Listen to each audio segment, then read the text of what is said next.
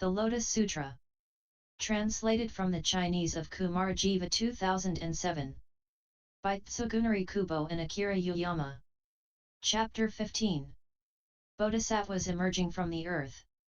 At that time the bodhisattvas, who had arrived from other lands and whose number exceeded that of the sands of 8 Ganges rivers, stood up in the great assembly, bowed with their palms pressed together, and then spoke to the Buddha, saying, O Bhagavat! If you give us permission to diligently strive to preserve, recite, copy and pay homage to this Lotus Sutra after the parinirvana of the Buddha in this Saha world, then we will extensively teach it in this land. Then the Buddha addressed the assembly of bodhisattvas, saying, Enough, O sons of a virtuous family!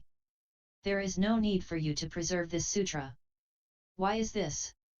In my Saha world there are bodhisattvas, equal to the sands of 60,000 Ganges rivers in number, and each of these bodhisattvas, in turn, has a retinue equal to the sands of 60,000 Ganges rivers. After my parinirvana they can preserve, recite, and extensively teach this sutra. When the Buddha said this, all the lands of the great manifold cosmos in the Saha world quaked and the earth split. From out of this crevice there simultaneously appeared incalculable thousands of myriads of kotis of bodhisattvas. All of these bodhisattvas had golden bodies endowed with the 32 marks and radiating immeasurable rays of light. They had all previously been living in the space under the earth of the Saha world. Having heard the sound of Sakyamuna's teaching, all of these bodhisattvas emerged from below. Each of those bodhisattvas presided over a great assembly and each led a retinue equal to the sands of 60,000 Ganges rivers in number. How much more numerous were the bodhisattvas who emerged leading retinues equal in number to the sands of 50,000, 40,000, 30,000, 20,000, or 10,000 Ganges rivers. How much more numerous were the bodhisattvas who emerged leading retinues even equal to the sands of 1 Ganges river, half a Ganges river, a quarter of a Ganges river, or even just 1,000th of a myriad of a koti of an ahuta of the sands of a Ganges river. How many more retinues were there numbering thousands of myriads of kotis of nahutas? How many more retinues were there numbering myriads of kotis? How many more were those numbering 10 million, 1 million, or even 10,000? How many more were those numbering 1,000, 100, or even 10? How much more numerous were bodhisattvas leading disciples, numbering 5, 4, 3, 2, or even 1? And how many more bodhisattvas were there who had eagerly practiced alone and far from the worldly life? The number of such bodhisattvas as these is incalculable and limitless, beyond all calculation and metaphor. Having emerged from the earth, each of these bodhisattvas approached the Tathagatas Prabhudaratna and Sakyamuni, still seated in the beautiful 7-jeweled stupa in the air. Going up to them, they bowed until their foreheads touched the feet of both Bhagavats. Then, having bowed to the other Buddhas, each sitting on a lion seat under the jeweled trees, they circumambulate them to the right 3 times, honoring them with their palms pressed together. Having praised them with various bodhisattva eulogies, they withdrew to one side and joyfully gazed at the 2 Bhagavats. All these bodhisattvas, having emerged from the earth, praised the Buddhas with various bodhisattva eulogies. While they did, 50 intermediate kalpas passed. During this time the Buddha Sakyamuni sat in silence, and the fourfold assemblies were also silent while the 50 intermediate kalpas passed. Because of the Buddha's transcendent powers, the great assemblies believed that the time that had passed was only half a day. Then, through the transcendent powers of the Buddha, the fourfold assemblies also saw the bodhisattvas filling the air throughout immeasurable hundreds of thousands of myriads of kotis of lands. There were 4 leaders among those bodhisattvas gathered there. They were called 6 Sistakaritra, Anantakaritra, 6 Suddhakaritra, and Supratisthitakaritra. These 4 bodhisattvas were the foremost leaders in the assembly. At the head of the great assembly, they each pressed their palms together, gazed at Sakyamuni Buddha, and inquired of him, saying, O Bhagavat! Are you without illness or pain? Are you at ease in practice or not? Do those who should be saved accept your teaching easily or not? Do they not make you weary, O Bhagavat? Thereupon the four great bodhisattvas spoke these verses. O Bhagavat! Are you at ease? Are you without illness or pain? Are you fatigued with leading and inspiring sentient beings? Do the sentient beings accept your guidance easily or not? Do they not tire the Bhagavat? At that time the Bhagavat spoke to the great assembly of bodhisattvas, saying, It is exactly like this, O sons of a virtuous family. It is exactly so. The Tathagata is at ease and without illness or pain. It is easy to save sentient beings, and I am not fatigued. Why is this? Because sentient beings have continually received my guidance throughout many lives, and they have also planted roots of good merit by revering and honoring the Buddhas of the past. When these sentient beings first saw me and heard my teaching, all, except for those who had previously practiced and studied the inferior vehicle, immediately believed and accepted it and entered the Tathagata's wisdom. Now I enable even such people as these to listen to this sutra and enter the Buddha's wisdom. Then the great bodhisattvas spoke these verses. Splendid, splendid! O Bhagavat, great hero! All the sentient beings can easily be brought to the path. They can ask about the profound wisdom of the Buddhas. Hearing about it, they trust and accept it. We rejoice about this. At that time the Bhagavat praised the foremost of the great bodhisattvas, saying, Splendid, splendid, O sons of virtuous family! Thoughts of joy regarding the Tathagata have awakened in you. Then Bodhisattva Maitreya and the assembly of bodhisattvas equal in number to the sands of 8,000 Ganges rivers thought this. Looking far into the past, we have never seen or heard of such an assembly of great bodhisattva mahasattvas, who have now emerged from the earth and are standing before the Bhagavat with their palms pressed together in reverence, asking the Tathagata questions. Then Bodhisattva Mahasattva Maitreya, knowing the minds of the bodhisattvas whose number was equal to the sands of 8,000 Ganges rivers, and wanting to clear up their confusion, faced the Buddha with the palms of his hands pressed together and addressed him in verse, saying, We have never seen such a great assembly of incalculable thousands of myriads of kotis of bodhisattvas before. We entreat you, O best of humans, to explain it to us. Where have they come from? For what reason have they gathered here? They look magnificent and have great transcendent powers. Their wisdom is beyond our comprehension. They are firm in their resolve, have the power of great perseverance, and an appearance that sentient beings desire to see. Where have they come from? Each of these bodhisattvas is leading a retinue whose number is incalculable, like the sands of the Ganges river. Some great bodhisattvas are leading retinues equal in number to the sands of 60,000 Ganges rivers. Great are the assemblies, single-mindedly seeking the Buddha path. These great leaders, equal in number to the sands of 60,000 Ganges rivers, have come all together to pay homage to the Buddha and preserve this sutra. The number of bodhisattvas leading retinues equal in number to the sands of 50,000 Ganges rivers is even greater.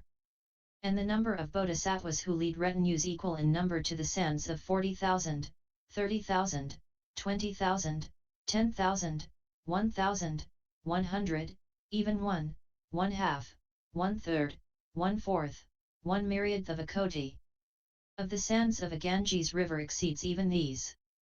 There are disciples who number thousands of myriads of nahudas, myriads of kotis, or even half a koti. Their numbers also exceed that mentioned above. There are also disciples in retinues of 1,000,000, 10,000, 1,000, 100, 50, 10, even 3, 2, or 1 in number. There are also great bodhisattvas who have come without retinues, desiring to be in solitude. The number of those who have come before the Buddha is far beyond any calculation. If anyone counted the number of such a great assembly with bamboo counting sticks, he would not finish even after exhausting kalpas greater in number than the sands of the Ganges river. Who has taught the Dharma? To this assembly of bodhisattvas, endowed with great dignity and perseverance, who has inspired and perfected them? Under whom did the thought of enlightenment first awaken in them? Which Buddha Dharma do they praise? Whose sutra have they preserved and practiced? And which Buddha path have they followed?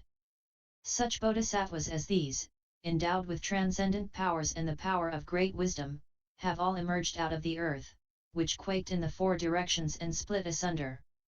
O Bhagavat! We have never seen such a thing before. We entreat you to tell us the name of the land from where they have come. We have been constantly traveling in various regions. Nevertheless, we have never seen such a thing before. We do not know even a single person in this assembly. All of a sudden, they have emerged from the earth. We entreat you to explain the reason why. All of the immeasurable hundreds of thousands of kotis of bodhisattvas in this great assembly now wish to know about this matter. There must be underlying causes for this, to explain all of these bodhisattvas. O Bhagavat, he of immeasurable qualities, we entreat you to clear up the confusion of the assembly. Thereupon the Buddhas, who were the magically created forms of Sakyamuni Buddha, arrived from other incalculable thousands of myriads of kotis of lands and sat cross-legged on lion seats under the jeweled trees in the 8 directions. Each attendant of these Buddhas had seen the great assembly of bodhisattvas as they emerged from out of the earth and floated in midair in the 4 directions of the great manifold cosmos.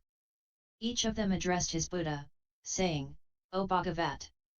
Where has this great assembly of immeasurable, limitless, incalculable bodhisattvas come from? Then the Buddhas answered their attendants, saying, O sons of a virtuous family! Wait a moment.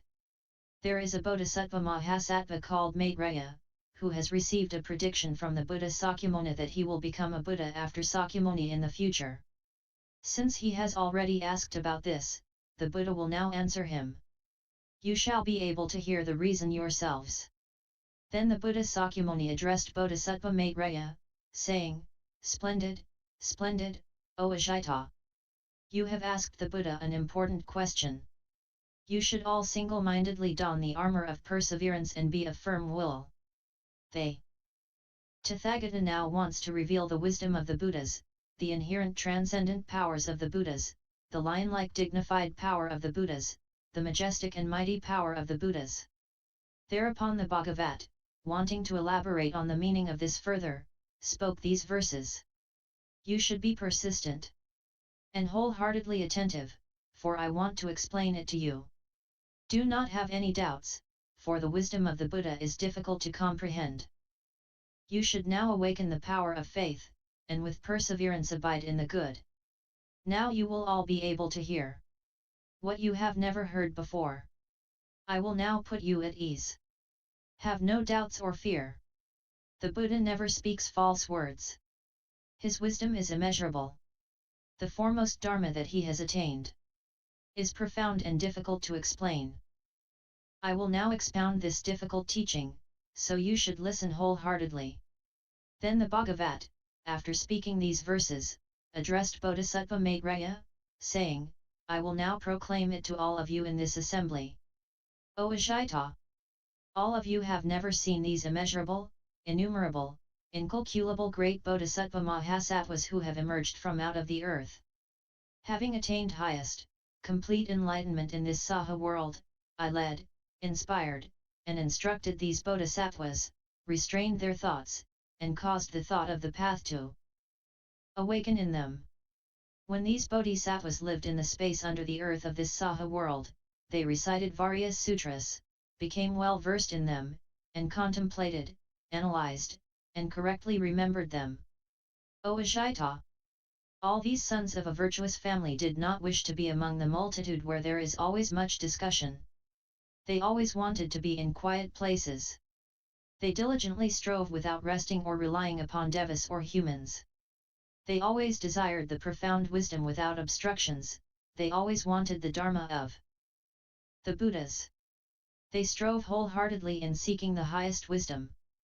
At that time the Bhagavat, wanting to elaborate on the meaning of this further, spoke these verses. O Ajita!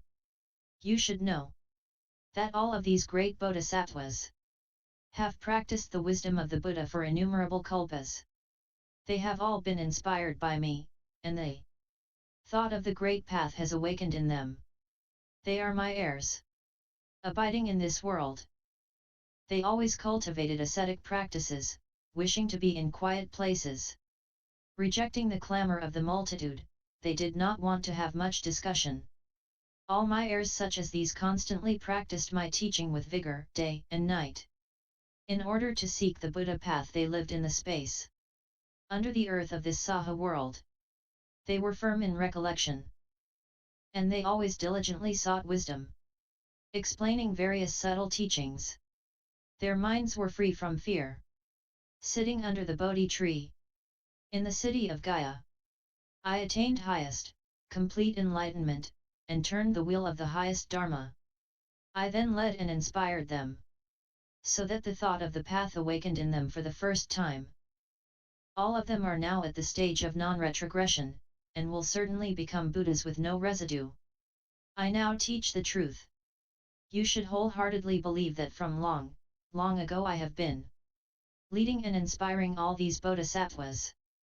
Then Bodhisattva Mahasattva Maitreya and the innumerable other bodhisattvas became doubtful and confused concerning this unprecedented experience. They thought this. How is it possible in such a short time for the Bhagavat to have inspired such an immeasurable, limitless, incalculable number of great bodhisattvas, enabling them to abide in highest, complete enlightenment? Immediately they addressed the Buddha, saying, O Bhagavat! When the Tathagata was a prince he left the palace of the Sakyas, sat on the terrace of enlightenment which is not far from the city of Gaya, and attained highest, complete enlightenment. Since then more than 40 years have passed. How is it possible, O Bhagavat, for you to have done such great Buddha acts in such a short period of time? Is it through the might of the Buddha and through the Buddha's qualities that you have inspired such an assembly of incalculable great bodhisattvas to achieve highest, complete enlightenment? O Bhagavat! Even if someone counted the number of the great bodhisattvas for thousands of myriads of kotis of kalpas they would not be able to finish. There would be no end. From long ago these bodhisattvas have been planting roots of good merit in the presence of immeasurable, limitless Buddhas. They have perfected the Bodhisattva path and have always practiced the pure path of discipline and integrity. It is, O Bhagavat, difficult to believe such things in this world.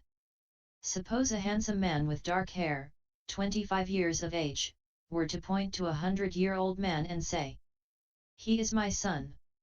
And the 100-year-old man points to the young fellow and says, "He is my father and he raised me." This would be difficult to believe, and what the Buddha has now taught is exactly like this. It has not, in fact, been so long since the Buddha attained the path. Yet for the sake of the Buddha path this great assembly of bodhisattvas has been diligently striving for innumerable thousands of myriads of kotis of kalpas. They have skillfully entered, abided in, and emerged from immeasurable thousands of myriads of kotis of samadhis. They have attained great transcendent powers and practiced the pure path of discipline and integrity for a long time. They have gradually and ably practiced wholesome teachings and are skilled at discussions. They are jewels among humans and a great rarity in the entire world. Today the Bhagavat has correctly said that after he attained the path of the Buddha he caused the thought of enlightenment to awaken in the bodhisattvas for the first time. He then led, inspired, and instructed them to approach highest, complete enlightenment. O Bhagavat! Although it has not been so long since you attained Buddhahood yet you have really done these great meritorious acts. We believe the Buddha's words, spoken according to our capacities, and that what he says is never false. We are all well versed in the Buddha's knowledge. However, if the bodhisattvas in whom the thought of enlightenment has recently awakened hear this after the Buddha's parinirvana, they will not accept it, and this will bring about conditions for erring deeds that destroy the Dharma. That is why, O Bhagavat, we entreat you to explain it to us and remove our doubts. Moreover, in the future, when the sons of a virtuous family hear this, they will also be free from doubt. Thereupon Bodhisattva Maitreya, wanting to elaborate upon the meaning of this further, spoke these verses. Long ago the Buddha left the household of the Sakya clan, and approached Gaya, where he sat under the Bodhi tree. It has not been so long since that time. The number of the Buddha's heirs is incalculable. From long ago they have practiced the Buddha path and attained transcendent powers and the power of wisdom. They have thoroughly studied the Bodhisattva path, and are as undefiled by worldly affairs, as the lotus blossom in the water. They have emerged from out of the earth, and all stood respectfully before the Bhagavats. It is difficult to comprehend this matter. How can we possibly believe it? The Buddha attained the path only a short time ago. Yet he has accomplished so much. We entreat you to remove our doubts and give a detailed explanation according to the truth. Suppose there were a young man just 25 years of age, who pointed to a 100-year-old man, who was wrinkled and had white hair, saying, "This is my offspring." The old man also says, "This is my father." The father is young, and the son is old. No one in the world would believe it. The Bhagavat's teaching is exactly like this. He attained the path only a very short time ago, yet these bodhisattvas are firm in resolution and without weak will. They have been practicing the bodhisattva path for immeasurable kalpas. They are skilled at difficult discussions, and their minds are free from fear. They are resolute and persevering. They are handsome and dignified, praised by the Buddhas in the 10 directions. They are good at detailed explanations. They did not want to be among the multitudes, for they always liked being in meditation, and so they lived in the space under the earth in order to seek the Buddha path. Since we heard about this from the Buddha, we have no doubts about it. But still we entreat you, O Buddha, to expound it and make it clear for the future. Anyone in whom doubts awaken, and who does not believe in this sutra, will certainly fall into the troubled states of being. That is why we now entreat you to explain how in such a short time you have led and inspired these innumerable bodhisattvas, so that the thought of enlightenment has awakened in them, and they abide in the stage of non-retrogression. End L. 15.